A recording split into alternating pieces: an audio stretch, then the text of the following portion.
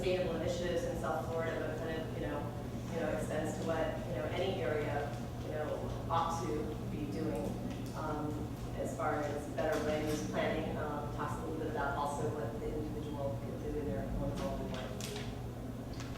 My name is Paul Tukey. I founded an organization called the Safe Lawns Foundation. I am a former lawn care professional and journalist.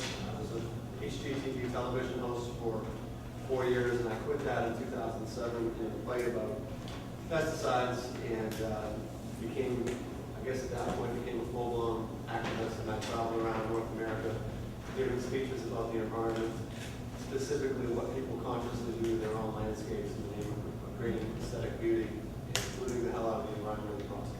And so our movie is a chemical reaction. I was the producer, executive producer of the movie. The movie is really about me and my struggle to get that message across in the United States. So I'm happy to be here. And I'm Fatha Woloshinsky, a Greenpeace lead activist here in Palm Beach County. I also teach at Palm Beach State College. Was here today representing the movie The Age of Stupid, which is an English documentary that Greenpeace here in the United States has licensing rights to, and so I'm here to represent that movie, The Age of Stupid, or screen it over at Crescent. My name is Suki Young. I directed a short documentary that was screened today at Crest before The Age of Stupid. It's called DEP, Don't Expect Protection, and I was the director. Basically, it's about how our Florida Department of Environmental Protection is permitting a lot of greenhouse gas emitting power plants and not giving enough protection to the citizens. And I'll let Kenny talk more about it. I think my co-producer. Hi, I'm Yoti Cholkas, and I'm co-chair of the Palm Beach County Environmental Coalition. I'm also involved with the Everglades Earth First group, and I worked with Suki on the film, and specifically it came out of a two and a half year battle around the permitting of the West County Energy Center, which people saw the film and got a little glimpse about it.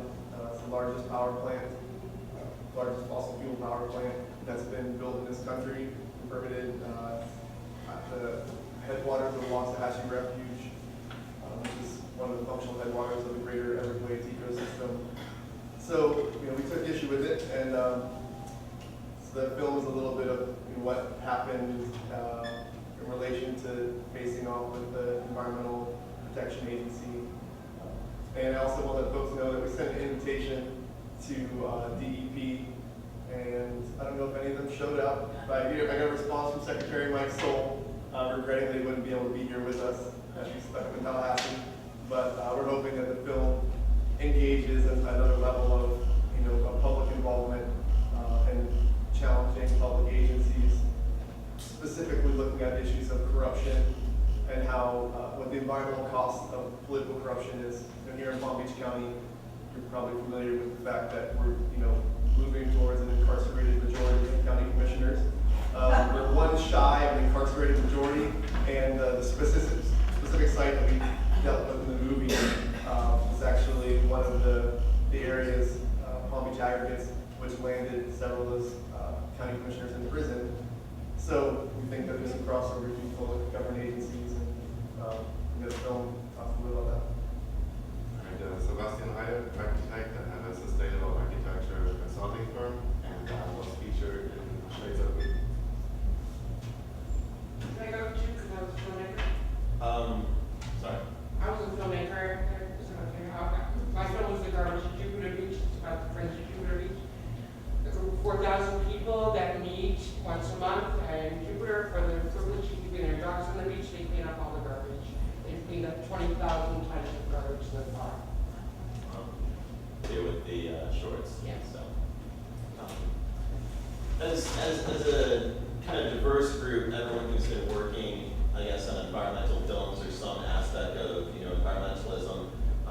My question to you is, like Susan said earlier, just playing to the same audience, like green people,